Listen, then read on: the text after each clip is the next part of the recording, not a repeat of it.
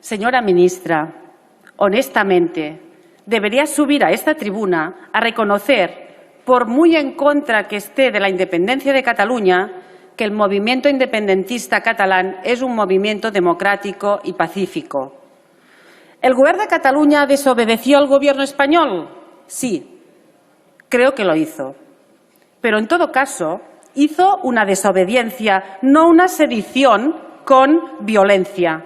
Y desobedeció al Gobierno español y a los tribunales para obedecer al mandato democrático del pueblo de Cataluña.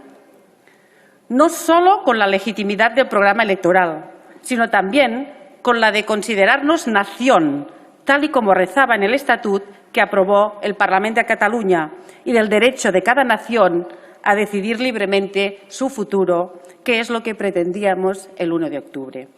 La raíz democrática del conflicto es innegable y es por eso que les llamamos presas y presos políticos. Y por esa misma razón hablamos de exiliadas y exiliados y de represaliadas y represaliados políticos. Si los tribunales de diversos países europeos niegan la extradición de las exiliadas y exiliados, es porque reconocen que es un conflicto democrático y porque consideran que en España no tendrían un juicio justo. Y es por esto que reclamamos, en justicia, una ley de amnistía.